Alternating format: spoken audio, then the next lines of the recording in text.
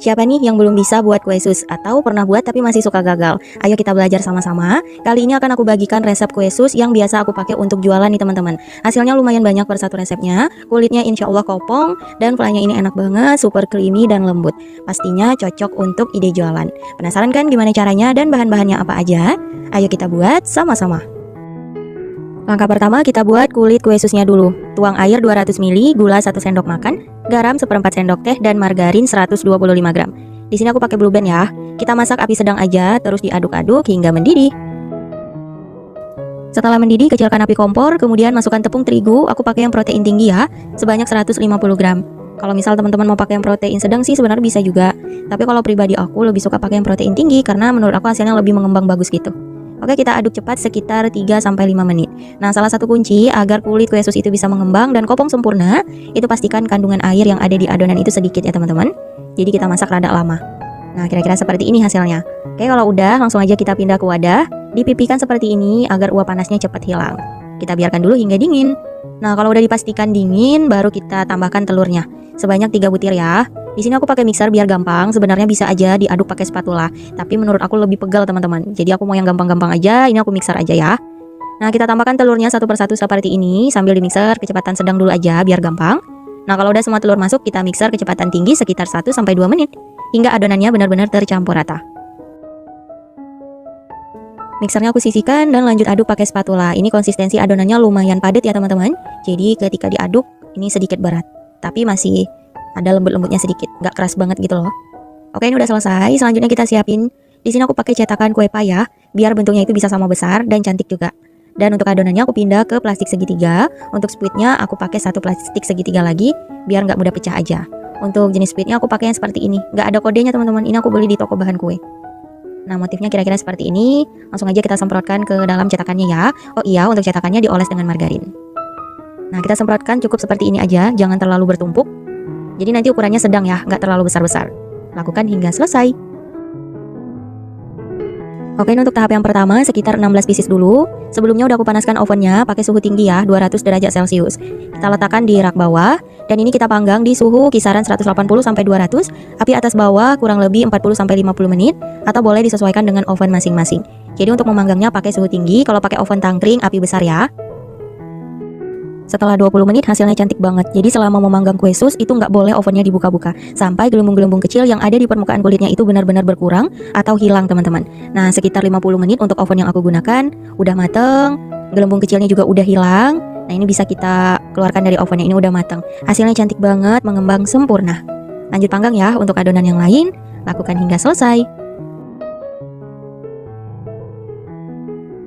Alhamdulillah kulit kue susnya udah mateng, mengembang sempurna. Yang penting perhatikan tips-tipsnya.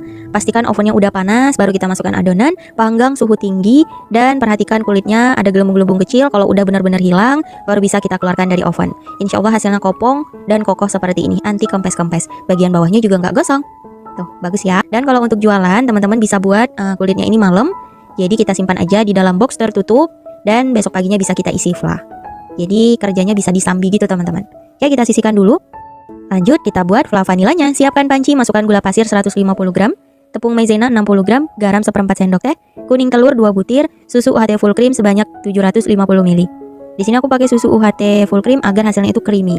Dan jangan lupa vanilla essence ya. Aku pakai yang merek Red Bell, menurut aku itu harganya ekonomis dan enak. Bisa disesuaikan aja ya. Oke, ini kita aduk dulu hingga rata, api kompornya masih mati. Pastikan kuning telurnya nih udah benar-benar larut dulu ya, agar hasil flahnya itu nggak amis. Nah, kalau udah benar-benar rata seperti ini, kita masak api sedang aja. Kalau udah mulai mengental, kecilkan api kompornya dan terus diaduk-aduk. Dan teman-teman perlu ingat ya, untuk flah ini setelah dingin konsistensinya akan lebih kental. Jadi ketika memasak jangan terlalu padat banget agar nanti hasilnya bagus. Nanti contohnya bisa diperhatikan di video ya. Setelah mendidih seperti ini, lanjut kita aduk-aduk sebentar hingga konsistensinya pas ya teman-teman. Nah, kalau aku seperti ini aja udah cukup, api kompornya boleh kita matikan dulu dan aduk-aduk sebentar. Tahap terakhir kita tambahkan margarin atau butter sekitar 30 gram. Di sini aku mix aja biar enak dan kembali diaduk rata.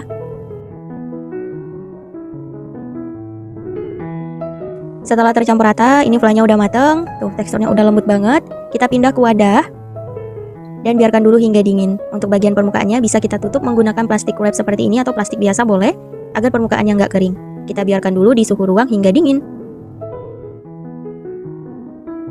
Setelah flanya dingin, nah hasilnya akan lebih padat seperti ini ya teman-teman. Langsung aja kita beri isiannya. Ini kita ambil satu kulit kue susnya. Coba kita potong untuk melihat apakah kopong atau enggak nih teman-teman. Bismillahirrahmanirrahim. Tuh, Masya Allah, kopong ya, cantik banget. Oke, langsung aja kita beri isiannya. Biar lebih cantik, ini aku semprotkan flanya pakai spuit seperti ini. Kita beri secukupnya aja, bisa disesuaikan. Nah, ini cukup. Tuh, cantik banget ya teman-teman. Lanjut beri isian, lakukan hingga selesai. Nah, kalau aku pribadi lebih suka diisi dari bagian bawahnya seperti ini teman-teman. Jadi flanya itu nggak meluber kemana-mana, hasilnya juga lebih rapi. Tuh, cakep ya. Dan kalau untuk jualan, teman-teman bisa mengemasnya menggunakan paper cup, kemudian dibungkus menggunakan plastik OPP ukuran 10 x 10 cm. Jadi tampilannya lebih cantik, lebih higienis juga, tertutup seperti ini. Cocok banget untuk ide jualan atau isian snack box. Tuh, rapi ya. Dan untuk menambah harga jual, agar tampilannya lebih menarik juga, bisa ditambahkan stiker ucapan seperti ini.